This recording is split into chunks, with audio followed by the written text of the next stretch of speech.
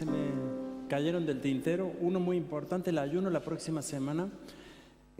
Recordemos, el sábado tenemos ayuno aquí en la iglesia. Siempre el segundo sábado del mes es ayuno aquí, así que le invitamos cordialmente. Luego, recuerden, el próximo domingo ya comienza en alemán el curso de discipulado aquí en la iglesia. Aquellos que lo quieren hacer en alemán, por favor, contáctense con Romano. Nächsten Sonntag fängt auf Deutsch an, die Jugendschaftskurs. Romano, könntest du bitte aufstehen? Jeder, die auf Deutsch gerne diesen Kurs haben möchte, dann bitte nimmt Kontakt mit Romano. En español todavía creo que falta una semana más, pero voy a informar cuando comienza eso en español. Y otra cosa muy importante, nosotros el 8 de octubre planeamos tener bautismos aquí en la iglesia. Las personas que tienen interés en bautizarse, por favor, tienen que hablar conmigo hoy. Pero también aquellas personas que van a entrar como miembros a la iglesia, que ya están bautizados, también deben hablar hoy conmigo. Tenemos 2 cursos. El primero es el día 24 de septiembre, aquí a las 12 del mediodía, y el siguiente el día 1 de octubre, también aquí en la iglesia. Recuerden, este es un curso muy importante porque si usted quiere ser parte de nuestra comunidad, nosotros tomamos muy en serio las personas que desean ser parte de nuestra comunidad. No las que no quieran, no es que no las tomamos en serio, pero asumimos una responsabilidad con tu vida y nosotros esperamos que tú también asumas una responsabilidad con nosotros. Cuando decimos esta es tu familia en Múnich, no lo decimos simplemente como un cliché, sino que creemos que Dios nos ha unido como familia también en Cristo Jesús, como une a todas las iglesias del mundo en la familia de Cristo Jesús. Bien, vamos a leer la palabra hoy. Levante la Biblia conmigo. A mí me gusta mucho hacer esto porque prepara mi mente, mi corazón. Creo que lo tenemos en pantalla y dice así: esta es tu palabra, yo la creo. Atenderé a su consejo y la aplicaré a mi vida. Me ayudará a vencer en todo con su guía y poder. Me guiará a decidir sabiamente y creceré como un hijo de Dios. Amén, amén y amén. Y que así sea. Póngase cómodo porque hoy vamos a hacer el resumen tradicional de lo que estamos viendo en la Biblia. Los que vienen por primera vez, no sé si saben, nosotros tomamos la decisión este año de aprender el contenido de toda la Biblia en el tiempo de este año. Es un desafío muy grande porque la Biblia tiene muchísimas páginas, más de 1500 pasajes bíblicos, imagínense, 1500 capítulos bíblicos, imagínense lo que eso es, sin ni contarle todo lo que usted se puede imaginar. De cualquier manera, nuestra visión es, no vamos a aprender toda la Biblia como contenido porque es imposible, pero sí vamos a tratar de que a lo largo de este año nosotros podamos conocer al menos todo el contenido en forma general. Vimos, y este resumen que yo siempre hago lo voy a ir cortando un poco porque si no voy a necesitar media hora para hacer el resumen más adelante. Pero este resumen que yo hago es un desafío mío para mí y yo espero, como me dijeron ya algunos, que lentamente les va entrando en la cabeza y sin querer uno se lo va quedando. Vimos el Génesis, vimos que Dios creó al hombre, Dios creó el universo al hombre. Vimos 3 hombres importantes, Abraham, Isaac y Jacob. Y de Jacob nacieron 12 hijos. Estos 12 hijos formaron ¿qué? Las tribus de Israel, exacto. Con las tribus de Israel nosotros arranca lo que es la nación de Israel como nación misma. Luego vimos que Dios levantó, que el pueblo de Israel estaba feliz con los egipcios, ya había mucha comida, pero lamentablemente eso se transformó en una esclavitud. Entonces aparecen en el éxodo esclavos de la nación de Egipto, cosiendo ladrillos, construyendo edificios, y resulta que Dios manda un hombre que se llamó Moisés. Claro, hay que acordarse esas cosas. Moisés, y le dijo: Moisés, saca a mi pueblo, llévalo a una tierra nueva que yo le voy a llevar. Entonces Moisés salió, arrancó con toda la nación de Israel. Creo que eran 1,5 millones de personas, imagínense, no eran 4 o 5 locos como estamos aquí, era un montón de gente. Salieron, se metieron, se encontraron con el mar Rojo. Dios dijo: crúcenlo. ¿Qué hizo Dios? Abrió el mar Rojo, pasaron al desierto. Allí en el desierto tuvieron un poco de problemas porque estuvieron lo que en realidad debía haber sido unos pocos meses, 39 años dando vueltas y vueltas. En realidad llegaron a la tierra que Dios le había prometido muy pronto, pero tuvieron miedo, porque en ese momento Moisés mandó a 12 espías, 10 dijeron no entremos, volvamos para atrás, 2 dijeron no hay que entrar. ¿Cómo se llamaban estos hombres? Josué y Caleb, dos hombres importantísimos. Acuérdense esos nombres porque usted después, cuando lee la Biblia, no sabe de quién se trata. Entonces Josué y Caleb, luego, 39 años después, miren lo que son los tiempos, Dios les permite entrar a la tierra prometida con el pueblo, conquistar la nación. Moisés se quedó en el desierto, murió en el desierto, por así decir. Es decir, Moisés no tuvo la oportunidad de entrar. Entonces con Josué conquistaron toda la tierra. Esto lo tengo que hacer muy corto. En un momento dado, Dios levantó jueces, hombres que gobernaron, ayudaron a gobernar, porque el pueblo de Israel siempre estaba así como que un poco con Dios y un poco sin Dios, como nosotros a veces estamos, hasta que finalmente el pueblo de Israel pide tener un rey.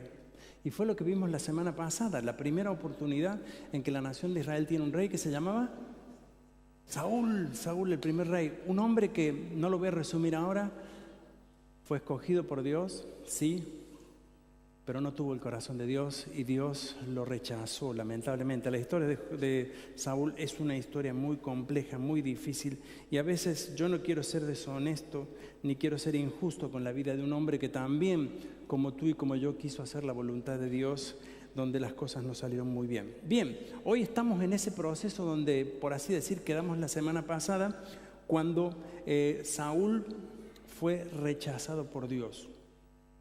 Dios manda, recordemos la escena que es muy importante. Hay dos personajes en Israel que tienen, por así decir, la batuta. ¿Cómo se dice eso en algunos países latinoamericanos? Que son los jefes, que tienen el mando. Uno de ellos era Saúl, porque era rey. Pero había otro que era Samuel. Samuel en realidad no era rey, no era tampoco sacerdote, era un profeta, pero que la nación de Israel tenía como rey, como profeta y como sacerdote. Es decir, Samuel era un hombre muy respetado. Entonces yo estaba pensando la semana pasada, qué difícil para Saúl gobernar habiendo un líder tan fuerte. Eso no es fácil. Es como si usted hoy llega a una empresa o a un trabajo o es líder de un área y usted ve que hay un hombre jefe que todo el mundo respeta.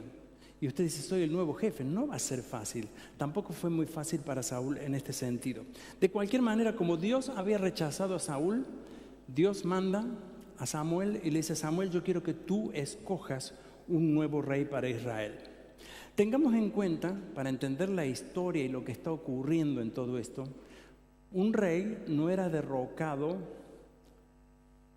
salvo que otro rey le conquistara, por supuesto, o el rey debía morir.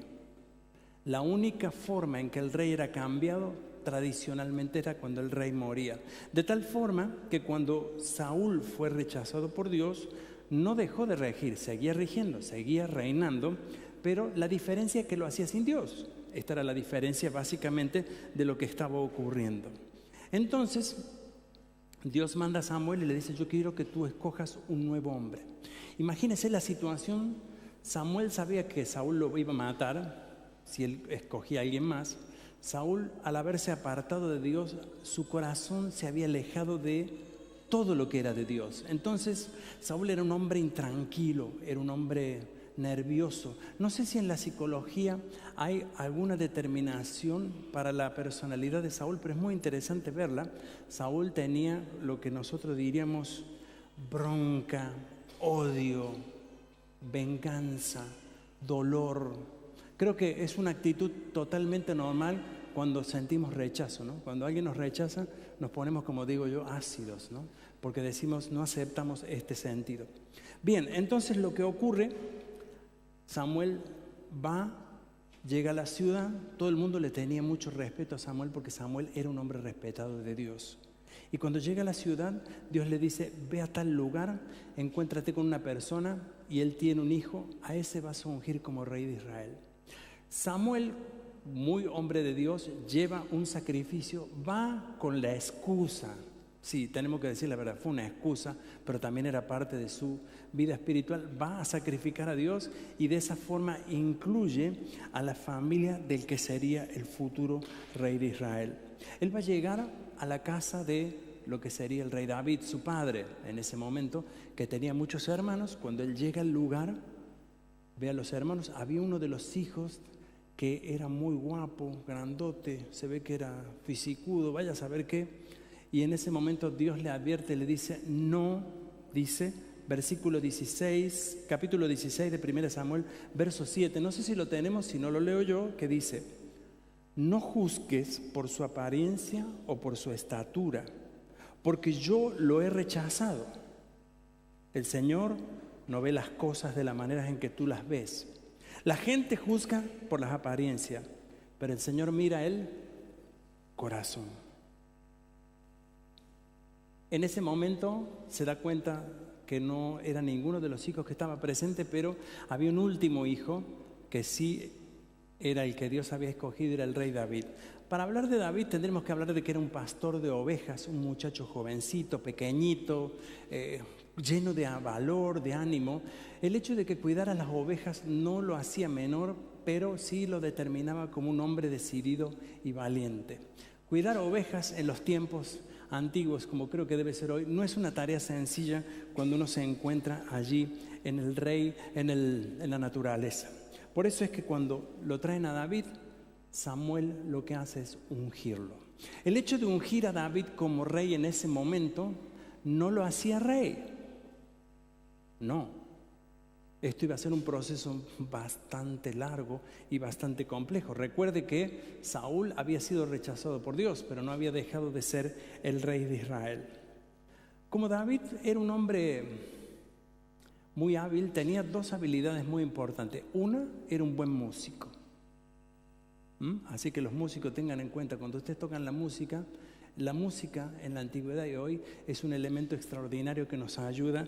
Y David era un excelente músico, tocaba aparentemente el arpa, seguramente debe haber sabido cantar también muy bien. De cualquier manera, cuando el rey Saúl se sentía mal, porque el rey Saúl comenzó a sentirse mal, tenía ataques de pánico, podríamos decir, sentía que nada lo tranquilizaba y cuando se ponía muy nervioso, cuenta la Biblia allí que esto era fruto de una cosa, y el fruto era que un espíritu lo atormentaba. Este espíritu aparentemente era un espíritu que lo ponía nervioso, intranquilo. No sé si a usted le ha pasado alguna vez que uno está nervioso, le da ganas de doblarle el cuello a alguien. Bueno, más o menos así. Cuenta 1 Samuel 16, 23, no sé si lo tenemos ahí. Y cada vez que el espíritu atormentador de parte de Dios afligía a Saúl, David tocaba el arpa, entonces Saúl se sentía mejor y el espíritu atormentador se iba. Qué importante es la alabanza, ¿no? David ministraba, en cierto modo, con su música, el alma y el corazón de este rey atormentado. Saúl, en realidad, no entendía lo que estaba pasando, simplemente para él era importante que este pequeño hombre tocara. Lo que todavía no sabía Saúl y que se iba a enterar más adelante, que este era el futuro rey de Israel, sería su sucesor. Esto cuando se entera ya vamos a llegar a más detalles de la historia en este sentido. La segunda oportunidad, y esta fue digamos la primera oportunidad en que el rey David puede demostrar sus cualidades, la segunda oportunidad cuenta la historia, y esta es una historia fascinante en la Biblia, creo que una de las más lindas que tenemos en la Escritura. Los hermanos de David, que eran mayores, participaban dentro del ejército de Saúl. Para que usted se interiorice en lo que estaba pasando, la nación de Israel con los filisteos tenían una guerra permanente. Era una guerra, no una guerra solamente, una pulseada permanente. ¿Quién era el más fuerte? ¿Quién vencía a quién? Y esta guerra de fronteras hacía que todo el tiempo hubiera esos roces, esas peleas, esos encontronazos duros. Como los hermanos de David participaban dentro de las tropas, el papá de David un día le llama y le dice: David, ve a llevarle esta comida a tus hermanos. Imagínense, los soldados en aquella época, en el frente de batalla, no habían kioscos. La logística era muy diferente a lo que es hoy. Hoy traen con camiones, helicópteros la comida. En aquella época era todo más rudimentario y la familia misma participaba, aunque no directamente en la batalla, pero de la ayuda y el apoyo al soldado. David tiene que ir a llevarle la comida a los hermanos y por sobre todo el papá, muy inteligente, le mandó unos quesos al capitán de las tropas. Cuando David llega al escenario, justo en ese momento, justo. Pero fíjese, esto es muy importante porque a veces, como quien dice, hay un dicho que dice que uno a veces llega en el momento equivocado, al lugar equivocado. Pero en Dios es al revés. Usted llega en el momento correcto, al lugar correcto. Cuando llega David, ocurre lo que pasaba prácticamente todos los días. Del lado de los filisteos aparecía un hombre grandote que se llamaba Goliat, un soldado. Dice que medía casi como 3 metros, un hombre muy fuerte. Y lo que hacía era humillar a los israelitas. Cada día lo mismo. Esto era un poco parte de la Guerra Fría o la guerra psicológica. Venir y decir, ustedes son unos tontos, los voy a aplastar, te voy a destruir. ¿Vieron? Hoy en día no pasa esto, pero si uno lo ve en la política, es más o menos parecido. Humillar al contrincante para decirle que no es nada y para hacerlo sentir cada vez mejor, para que cuando se lo crea, uno lo pueda atacar. Ese día justo viene David, ve el escenario, aparece Goliat y comienza con sus insultos cotidianos. Pero no solo el insulto, sino que esa mañana va a ocurrir algo extraordinario. Goliat va a hacer un desafío y le dice: mándeme un hombre, uno solo, que se enfrente contra mí. Si me vence, dice Goliat, ustedes ganan, seremos sus esclavos. Pero si nosotros vencemos, seremos vuestros esclavos. Se retiró porque este era el encuentro de cada día, la humillación diaria. Yo digo, a veces tenemos esas cosas que nos humillan a diario, ¿no? Que vienen cada día y dicen, tú no sirves para nada. Más o menos algo parecido. Cuando David escucha esto, no lo puede creer. Porque él dice, no entiendo qué es lo que está pasando. Y todos los israelitas, incluso el rey Saúl, cuando escuchaban esto, dice la historia bíblica, temblaban de miedo. Les daba pánico. Primera de Samuel 17:10 dice, hoy desafío a los ejércitos de Israel, envíenme a un hombre que me enfrente. David, siendo un joven inexperimentado, no tenía experiencia con guerras, no tenía experiencia con armamento, no tenía con nada, escucha que entre todos los soldados comenzó a decirse que el que venciera a Goliat se iba a casar con la hija del rey.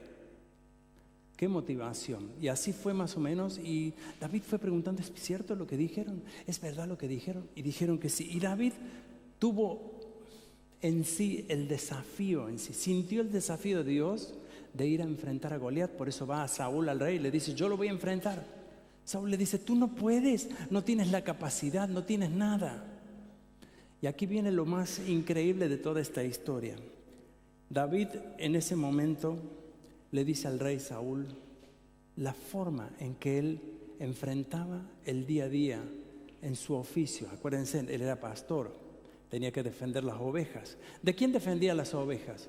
De los que atacaban leones, osos. Yo creo que un oso y un león hubiese vencido a Goliat de una sola zarpada. David estaba acostumbrado. Por eso dice que David habla con el rey y le dice lo siguiente, capítulo 17, verso 37. Y el mismo Señor que me rescató de las garras del león y del oso, me rescatará de ese filisteo. Así que Saúl por fin accedió. ¿Está bien? Adelante. Y que el Señor esté contigo. Usted imagínese que para Goliat era pan comido, para Goliat no iba a tener chance David, pero David trató de ponerse el armamento de Saúl. Saúl le prestó incluso su propia vestimenta. No sé si usted se da cuenta de todo lo que está pasando ahí. David está recibiendo la autoridad del reinado de Israel, no siendo todavía rey, pero Dios ya lo había puesto. Cuando Dios determina algo, Dios lo determina completamente. David se dio cuenta que no podía con ese armamento, era imposible. Dijo, esto pesa mucho, yo no estoy acostumbrado con esto. Fue y dice que tomó algunas piedras y su honda con lo que estaba acostumbrado a luchar frente a aquellos animales que atacaban a su rebaño. Entonces fue y se enfrentó a Goliat. Dice el capítulo 17, verso 45, David le respondió al filisteo luego de los insultos cotidianos, porque acuérdense que el filisteo lo insultó a él, a Israel y a todo esto, y dice: tú vienes contra mí con espada, lanza y jabalina, pero yo vengo contra ti en el nombre del Señor de los ejércitos celestiales, el Dios de los ejércitos de Israel, a quien tú has desafiado.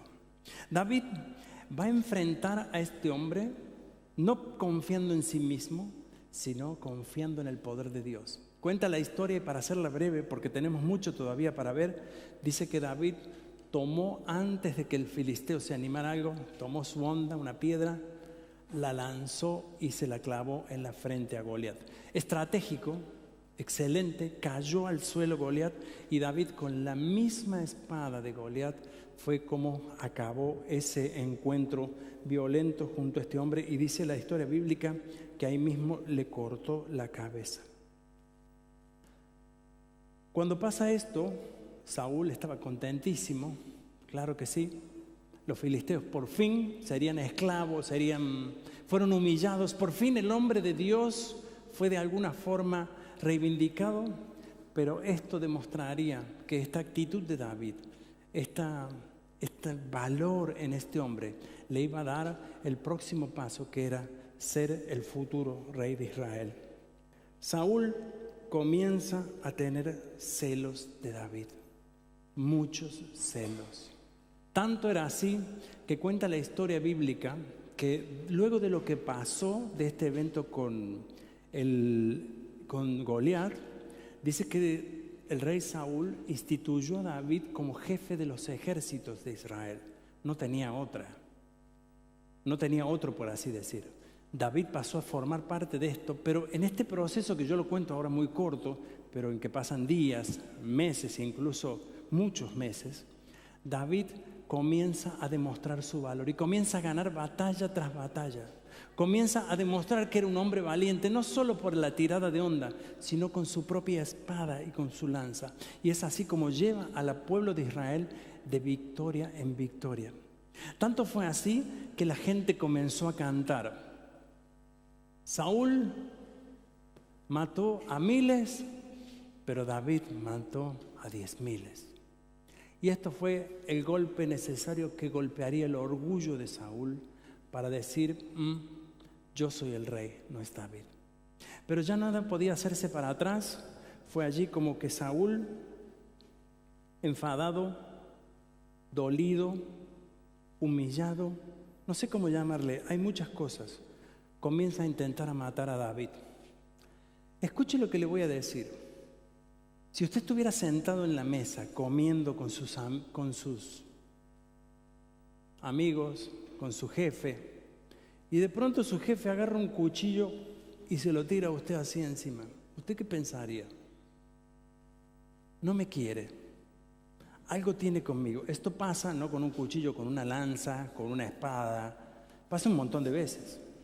Saúl lo quería matar, Saúl quería deshacerse de él, no sabía cómo, planea 1000 cosas. Lo cierto es que David traza una amistad muy cercana con el hijo de Saúl, Jonatán, quedaron como hermanos unidos. Aquí hay una hermandad que se crea, pero no por el hecho de que Jonatán fuera infiel con su padre, sino porque David era un hombre de Dios, y los hombres de Dios, sin lugar a dudas, siempre van a inspirar. Para que su padre en realidad no podía inspirar nada. Él no podía entender el odio del corazón de su padre, Jonatán. Jonatán decía: papá, ¿qué pasa? David no es malo, él no te ha hecho nada. Pero Saúl no podía controlar este dolor y esta angustia que lo sabía llevar adelante. Primera de Samuel 26-29 dice: no, dijo David, no lo mates, por quien quedará inocente después de atacar al ungido del Señor. Aquí ocurre algo en donde luego de estas escenas David se escapa. Y en la posibilidad de este escape, se escapa de Saúl, por supuesto, tiene 2 veces la oportunidad de matar a Saúl como rey. Con derecho, claro que sí, con derecho. Lo tenía derecho de matarlo porque él lo quería matar a él. Cuando alguien le quiere matar a usted, si usted se deja matar, se muere. Pero si usted se defiende, puede de alguna forma sobrevivir. Y esto era el concepto, este era el hecho. Fue allí en una cueva, en un lugar donde David tuvo la primera oportunidad de matar a Saúl. No contesto con esto porque en realidad en ese momento David mismo se identifica con Saúl y le dice: soy yo, David, tu siervo David, yo no te quiero hacer daño, yo soy tu siervo, yo estoy a tu servicio. Saúl lo aceptó, luego volvió a la corte de nuevo, pero en una segunda oportunidad nuevamente, cuando Saúl comenzó a perseguirle, intentó nuevamente matarlo de tal forma que ya finalmente Saúl no iba a caer en razón, sino que lo único que él deseaba era matar finalmente a David. En una oportunidad, y ya finalizando, por así decir, el reinado de Saúl, muere Samuel, este líder espiritual de la nación, y la nación, aunque pierde un gran líder, pierde un gran hombre, es de alguna forma empujada a que este proceso del paso de David hacia Saúl se pudiera realizar de la forma más concreta posible. Al morir Samuel, Saúl estaba solo, no tenía guía espiritual, estaba enfermo, estaba psicológicamente enfermo, afectado, era un hombre violento, un hombre que no le importaba absolutamente nada, no tenía más moral, no tenía más espiritualidad, y en un momento tiene que enfrentar, porque los reyes en aquella época enfrentaban guerras cada día, no era que había mucha paz, y en ese momento tuvo que enfrentar nuevamente una guerra, y fue allí donde, sin guía, sin corrección, Saúl comete uno de los errores más grandes de su vida. Va a consultar a una mujer que era una bruja, por así decir, y va a consultarle, y hace una cosa que yo nunca entendí en la Biblia, pero cuenta la historia allí. Dice que en ese momento de la historia Saúl pide hablar con Samuel. Samuel había muerto. En ese momento, por medio de esta intervención de esta mujer, tiene la oportunidad Saúl de hablar con Samuel. Y Samuel le dice claramente lo que le había dicho en vida, se lo dice también nuevamente: Dios te ha rechazado. Dios te ha rechazado. En esta batalla va a morir Saúl, en la próxima. Morirán sus hijos, morirá él. Saúl va a quedar prácticamente solo. Allí incluso le salen las cosas tan mal como cuenta la historia, que él mismo se suicidó poniendo la espada, se tiró sobre la espada a sí mismo, y al caer sobre la misma espada no termina matándose, queda vivo, de la manera que tuvo que ser un extranjero, una persona que no estaba allí con David, sino que apareció luego, quien de alguna forma a Saúl, ayudó que Saúl muriera. David va a subir al trono. En primer lugar, David sube al trono de Judá. Recuérdense que las 12 tribus de Israel ya habían comenzado en un quiebre, se comienzan a dividir, queda lo que era la tribu de Judá y luego lo que serían Israel. 9 tribus y media y 2 tribus y medias quedan en ese momento separadas, pero van a quedar separadas y abiertas para un futuro que no iba a tener regreso hacia atrás. Luego David, a la muerte de Saúl, pasa a tomar el mando de todo lo que sería Israel, porque a la muerte de Saúl, su hijo, uno de sus hijos, sigue reinando por un tiempo, pero este reinado no iba a funcionar mucho. Por eso es que luego David sube nuevamente al trono de Israel. Por fin, David puede asumir el mando en una nación donde sería reconocido y en donde podría ya reinar. Dios tiene sobre David una promesa, la vamos a ver la semana que viene esto. Hoy quiero hacer la aplicación de lo que hemos visto. Dios tiene en David una promesa para darle un reino que no terminaría con su muerte. Desde el mismo reinado de David vendría la promesa de Dios, que sería el Mesías. Acuérdese que el rey moría, desaparecía el reinado y vendría otro. Pero de la descendencia del mismo David procedería lo que sería el Mesías nuestro Señor Jesucristo. Es una historia que vamos a ir más adelante, pero es un evento sumamente importante para que usted hoy lo tenga en cuenta y para que usted pueda saber acerca de esto de la historia. ¿Qué nos enseña hoy, aplicándolo a nuestra vida, la vida de Saúl y esta primera parte de la vida del rey David? En primer lugar, lo que yo entendí en todo esto es que muchas veces nosotros queremos hacer el trabajo de Dios. Esto es lo que hacía Saúl y esto es lo que él quiso hacer. Él quiso acelerar de alguna forma el plan y el propósito de Dios, adaptándolo para su vida. Cuando Dios nos escoge, siempre cuando Dios nos escoge, así había sido con Saúl en principio, era para cumplir un propósito. Pero muchas veces, como en este caso de Saúl, nosotros queremos hacer nuestro propio plan, nuestro propio propósito. Queremos darle un empujón a Dios. Queremos ayudar de alguna forma para que Dios no se olvide, o mejor dicho, no se pierda en realidad de lo que nosotros queremos que Él lleva adelante. Tanto Samuel como David, estos dos hombres, tuvieron que esperar el proceso del plan de Dios en su vida. Y para Samuel no fue muy bueno, porque él murió, no vio a David, él mismo había ungido a David como rey, no lo vio subir al trono, es decir, él mismo no vio, pero como decíamos hoy en el equipo trabajando aquí, Samuel, Saúl, David, tú y yo siempre somos parte del reino de Dios. El reino de Dios no empieza conmigo y termina conmigo. El reino de Dios empieza contigo, conmigo y acaba con otros y seguirá con muchos otros. A veces queremos que Dios haga justicia, queremos que Dios nos defienda, pero nosotros a veces lo que estamos queriendo hacer es que Dios haga lo que nosotros pensamos y no lo que Dios tiene planeado con tu vida. Yo no tengo la menor duda de que Dios tiene un plan con tu vida. Yo no tengo la menor duda de que Dios tuvo un plan con mi vida y lo tiene. Claro que sí. La duda y el problema es cuando nosotros no damos esa oportunidad a Dios a que nos desarrolle en el proceso. A veces queremos, como Saúl, quitarnos las cosas del medio, pero que quizás Dios está poniendo. Saben, si Saúl hubiese sido un hombre inteligente, hubiese recibido el favor de Dios y hubiese recibido la bendición de continuar con su reino y que lo pudieran continuar sus propios hijos.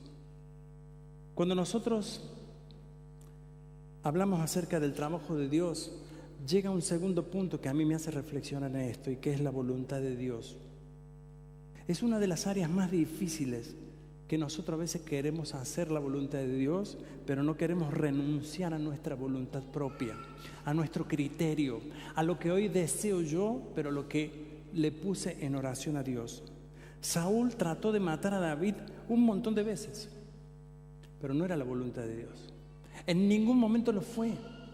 Y saben una cosa, lo que hizo Saúl fue luchar contra la voluntad de Dios. ¿Cuántas veces nosotros estamos justamente deseando algo, pero estamos luchando contra lo que Dios quiere? Nunca me voy a olvidar el testimonio de un misionero que trabajaba en una universidad de Estados Unidos y él había ido a la universidad con la idea de hablarle de Cristo a los jóvenes, pero ninguno iba a su casa y estaba frustrado porque él dice: yo me he dedicado un montón de meses a esto. Y dice que un día Dios puso en su corazón algo y le dijo: Dios, en vez de hacer lo que tú crees que yo quiero hacer, mira lo que yo estoy haciendo, le dijo. Y a partir de ese día este hombre comenzó a ver cómo Dios actuaba en la gente y cómo Dios hablaba a la gente. A veces tenemos que entender que la voluntad de Dios son otras cosas y no lo que nosotros queremos, no lo que tú deseas. Yo sé que tú y yo deseamos lo mejor para nosotros y para todos, pero la voluntad de Dios es siempre que nosotros podamos recibir un propósito en nuestra vida. Esa es la voluntad de Dios. A veces estamos tan cómodos que no queremos hacer la voluntad de Dios. A veces queremos hacer la propia, la nuestra. A veces queremos enfrentar a Goliat por nuestros propios medios. A veces nos sentimos ofendidos. Pero ¿saben una cosa? David, cuando enfrentó a Goliat, lo hizo sabiendo que él no estaba enfrentándose a sí mismo, sino que Goliat estaba enfrentándose frente a Dios. La tercera cosa que yo aprendo en este texto bíblico es algo que yo espero que usted me entienda hoy. A mí me impactó mucho, y no solo me impacta, sino que me ha hecho meditar mucho acerca de mi vida y de la vida de muchas personas que han tenido alrededor de mi ministerio. Mi esposa y yo, nosotros estamos casi hace 30 años, no, 30 años, 31 años casados, pero en el ministerio estamos hace 26 años aquí. Y hay una cosa que se llama lealtad, ser leales. En alemán es Loyalität, ¿no? ¿Se puede traducir así? Ser leales con Dios. Ser leales, no sé si a usted le pasa hoy, pero en el mundo moderno conocemos la lealtad únicamente en el trabajo, porque me pagan. Perdón que lo diga así. Yo también trabajo y me pagan, no quiero hablar mal de mi iglesia, pero quiero explicarle que la lealtad no es una compra, no es un contrato. La lealtad donde diga, mira, muchacho, te voy a pagar 5.000 euros al mes y tú tienes que hacer esto. ¿Vas a ser leal? Y usted dice, sí, voy a ser leal, pero usted me va a pagar los 5.000 euros al mes. Sí, yo te los voy a dar. Eso no es lealtad. Eso es, ¿qué es? Un contrato, que está muy bien. Siga trabajando y gane todo lo que Dios le pueda dar. No le quiero quitar su trabajo, pero quiero separar lo que es la lealtad de lo que nos puede de alguna forma atar. David era un hombre leal. Fue tan leal en su propia vida que, teniendo la oportunidad de destruir al rey, no lo hizo. Fue tan leal en su vida, en su corazón, que él actuó de la forma en la que esperaban de él, no en la que la gente viera. Saben, todos podrían haber dicho, mira, es mejor que hagas esto. Pero David dijo, no.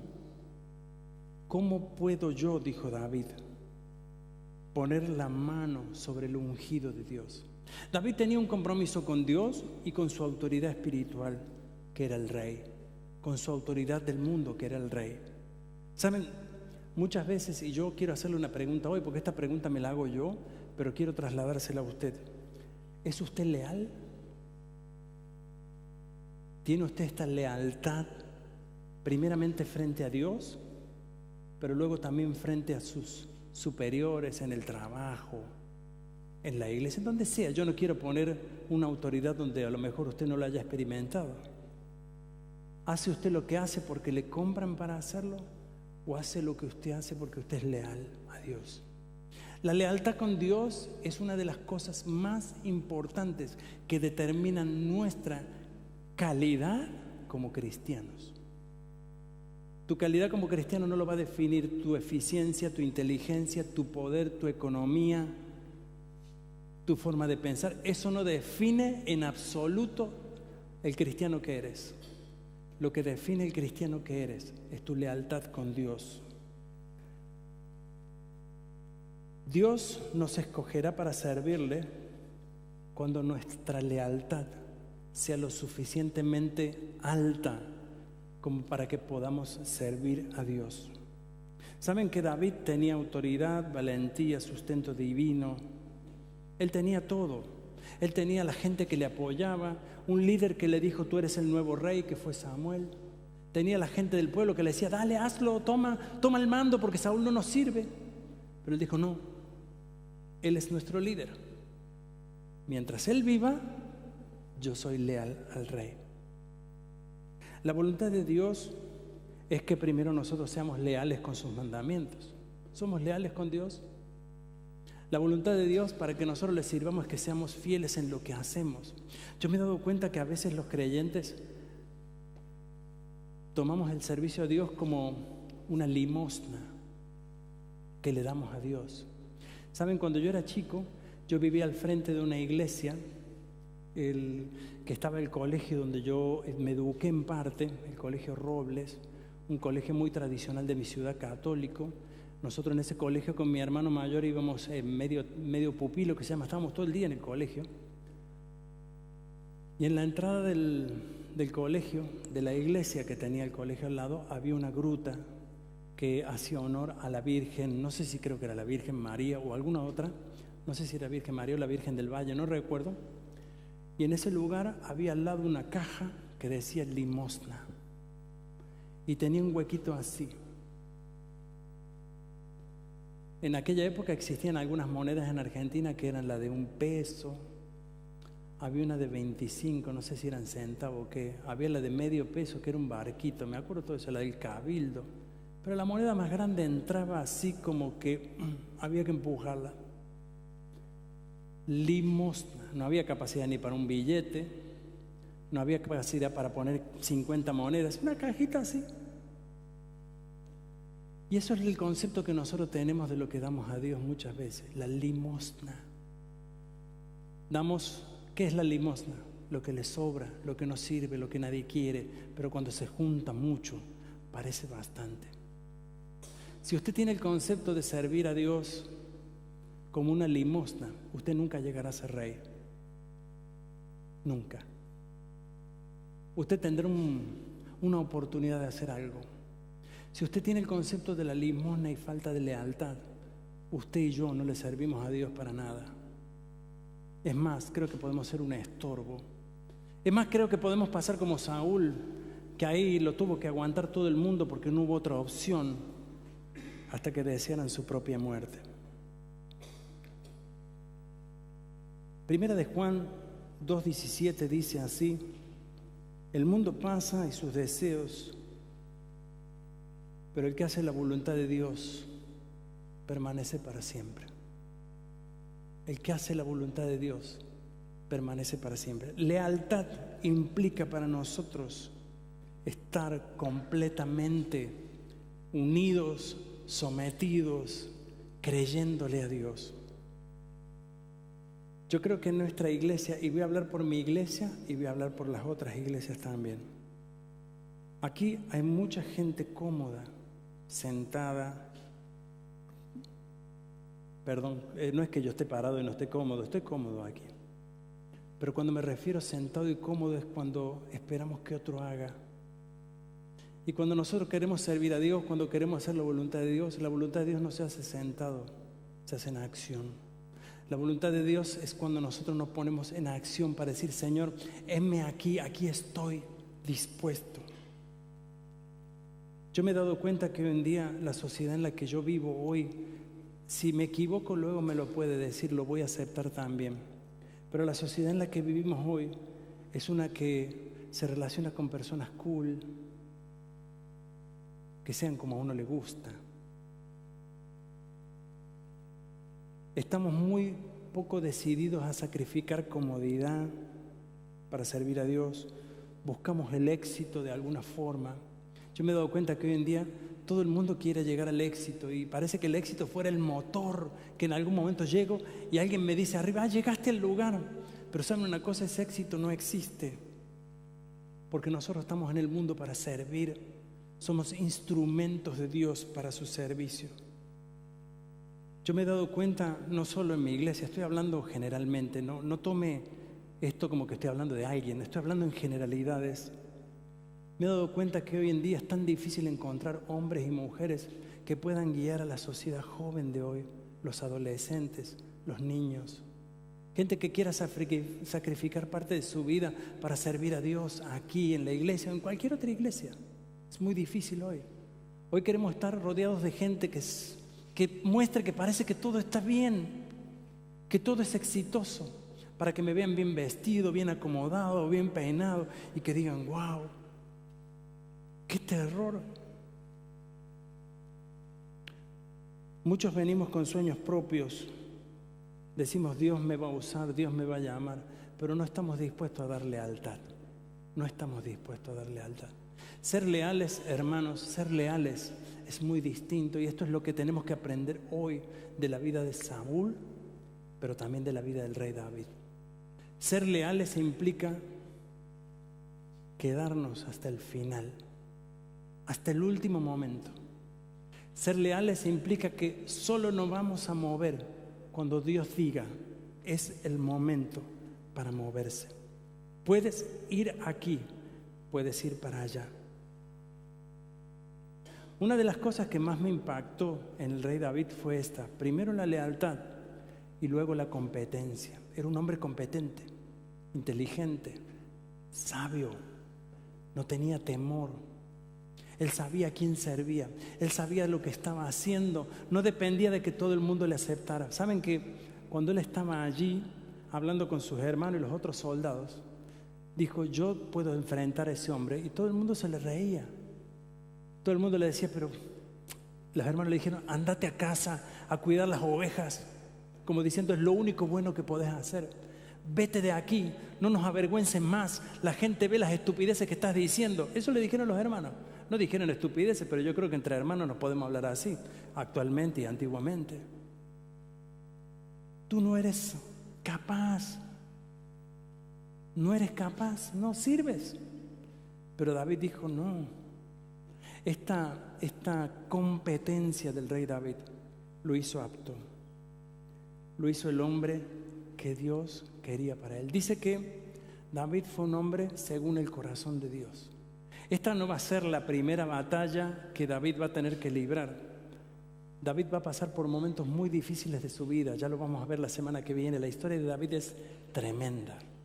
Pero lo que yo quiero en este domingo sacar de usted y de mí, que hoy usted pueda tomar una decisión en su vida. No le estoy pidiendo 20, 30, no le estoy pidiendo que usted cambie el rumbo de su vida, que usted diga, a partir de hoy nosotros vamos a hacer, qué sé yo, otra cosa, sino que yo quisiera que hoy usted tome la decisión de ser leal a Dios con su vida.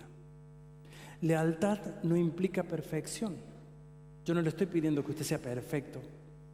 Lealtad implica tomar la decisión de cuando yo tomo el lugar al lado de Dios, no moverme de ese lugar, no cambiar esa directiva, no cambiar ese rumbo. Saben, hoy en día tenemos la oportunidad de hacer tantos cambios. Hoy cambiamos una cosa que ayer fui a comprarme unos zapatos de los Hausschuhe, los de casa. Y yo le contaba a mi hija y a mi esposa, porque mi esposa siempre dice que yo uso un solo par de zapatos. Y creo que tengo más que uno. Tengo varios. No soy tan zapatero como alguna gente, ¿no? Pero está bien. Y yo aprendí a que tenía un solo par de zapatos.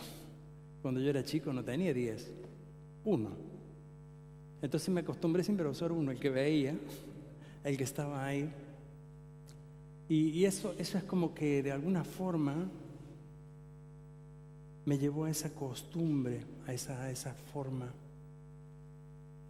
Pero cuando hablamos de lealtad, de ser leales con Dios, no es una costumbre, es quedarnos allí, en el foco de lo que Dios quiere para tu vida y para la mía.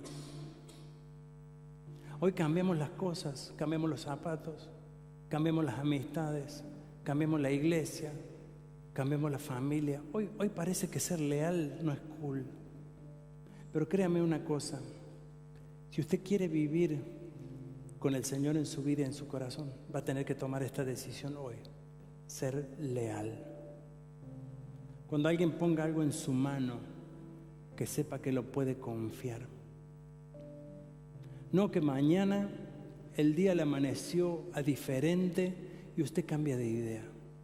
No que mañana usted hoy tome la decisión de decir, Señor, yo decido hoy seguirte para siempre. Pero la semana que viene resultó que no, me salió una oportunidad allá. Y bueno, mi decisión con Dios es como lo dije antes. Y bueno, la vida tiene muchas oportunidades. No estoy con esto diciendo rechace la oportunidad para quedarse donde usted quiera. Yo lo que me refiero es, seamos leales. ¿Saben por qué hay una comunidad aquí en Múnich como esta? No porque hay dos pastores lindos, guapos. No sé, seremos guapos, pero qué sé yo. Pero siempre la gente que está adelante tira un poco. No. ¿Sabe por qué hay una comunidad aquí? Porque aquí hay gente leal. Aquí hay gente que creyó en qué importante que es una comunidad. Eso es. Yo no soy el dueño de esto, ni yo pago esto. Yo soy una parte de esto. Pero eso implica, como quiero repetir de nuevo, la lealtad de amar el lugar, de amar lo que Dios nos da, de creerle a Dios. Yo tengo muchos amigos aquí en Europa, tengo muchos amigos misioneros que salieron como salimos mi esposa y yo hace muchos años por el llamado de Dios para hacer algo como hoy está aquí. Y saben una cosa, una de las cosas con lo que uno más choca en todo ese tiempo es con la lealtad, de creer lo que Dios nos pidió, de hacer lo que Dios nos dio. No de lo que está de moda, no de lo que queda bien. Porque si usted actúa para quedar bien con la gente, usted va a hacer lo que la gente quiere y no lo que Dios quiere para su vida. Por eso yo quiero llamar hoy a la lealtad. Quiero llamar a la lealtad en su trabajo. Quiero llamar a la lealtad en su pareja, en su familia. Quiero llamar a la lealtad en su servicio a Dios. Quiero llamar a la lealtad en la iglesia, en el lugar, en la comunidad que usted es parte. Quiero que usted y yo hoy podamos tomar esta decisión de ser leales. Y lo vamos a hacer en un acto muy sencillo. Yo quiero pedirle que usted un momento incline sus ojos conmigo hoy.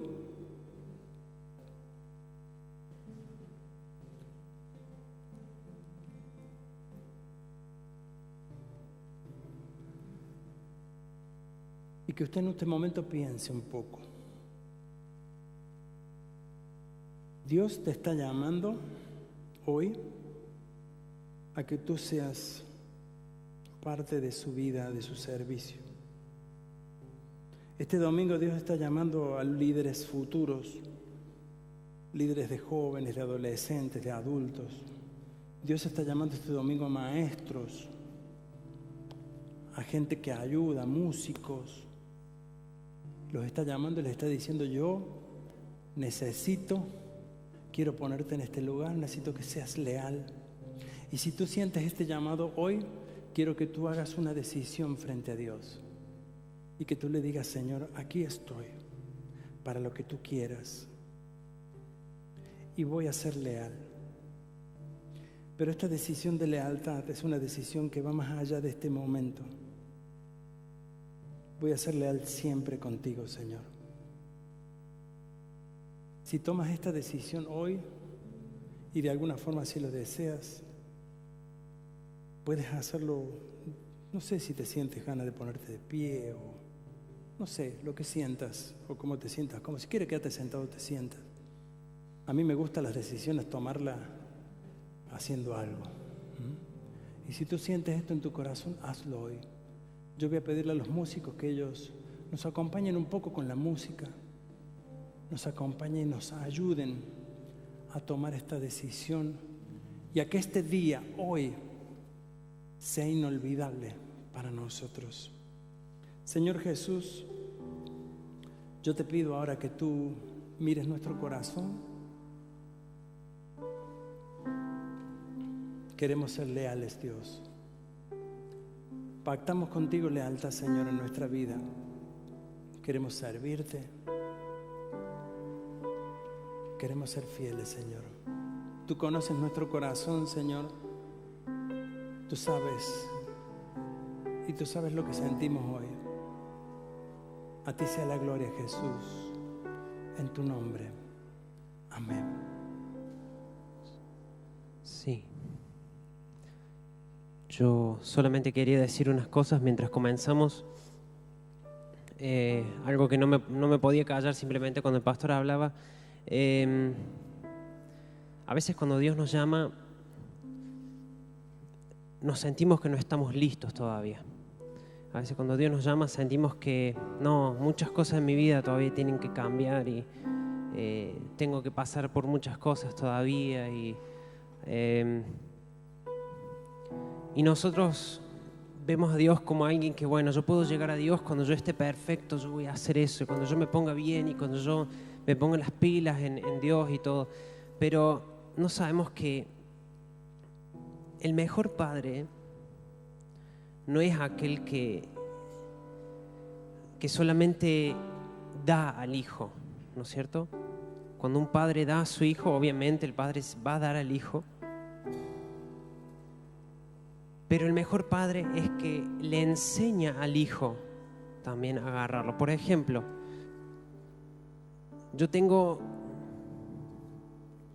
Está el padre y está el hijo. El padre viene, agarra de la heladera la mamadera y se la da al hijo. La próxima vez que el niño tenga hambre y cuando el niño crezca, siempre va a ir al padre y decirle: papá, dame la mamadera. Pero llega un tiempo que el padre no va a estar ahí para darle la mamadera. Entonces el padre tiene que enseñarle al hijo a que vaya y agarre la mamadera. Es un ejemplo medio raro quizás el que estoy dando. Pero ¿qué quiero decir con esto? A veces cuando estás en una situación difícil, complicada, no es porque Dios no te escucha.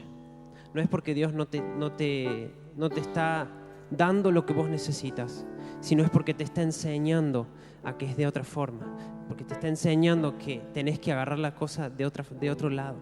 Es porque te está enseñando a ser independiente en algo que antes era... Por supuesto, siempre vamos a ser independientes de Dios, siempre, no estoy debatiendo eso. Pero hay cosas que tenemos que aprender, igual que los hijos tienen que aprender de sus padres. Entonces, que esa falta que tenés, esa cosa que todavía no la tenés resuelta en tu vida, que no sea piedra de tropiezo para tu llamado. Porque el proceso, como decía el pastor recién, la palabra proceso, esa me llamó mucho la atención. Todos, absolutamente todos, estamos en procesos siempre. Hay algunos que avanzan en los procesos y hay algunos que se quedan en el mismo proceso durante años. Puede que un proceso en la vida de alguien dure 1 minuto, puede ser que el proceso de alguien dure 15 años. ¿Qué son los procesos? Los procesos son momentos que nos ayudan a llegar a otra mentalidad, a otra forma. Y en Dios los procesos a veces duelen. En Dios a veces los procesos no son lo más placentero para nuestra vida, pero son necesarios. Porque el hijo, para darse cuenta que la heladera está allá y allá está la heladera, tiene que subir la escalera, tiene que agarrar la mamadera de la heladera, saber cómo calentarla. Todos esos procesos los tiene que aprender del padre. Y si el hijo no experimenta el tener hambre, el realmente tener hambre y tener ganas de tomar esa leche, primero va a sufrir porque va a decir: ¿qué me está pasando? Estoy mal, estoy llorando.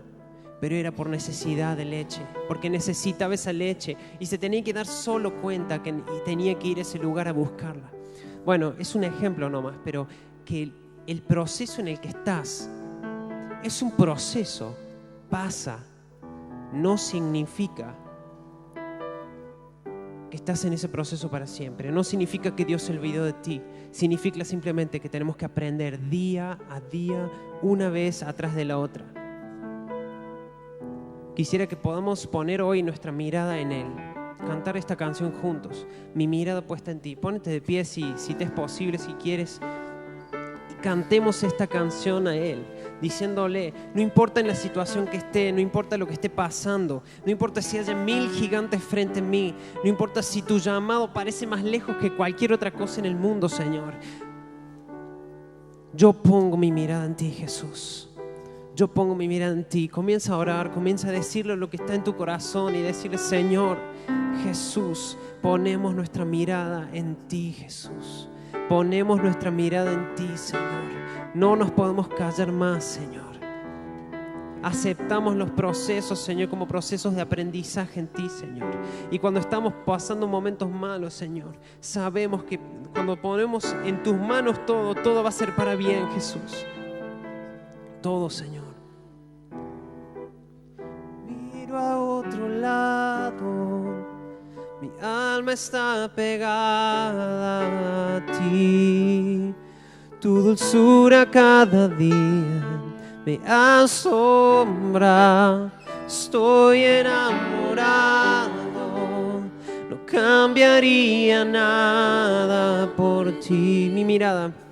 Mi mirada puesta en ti, amar.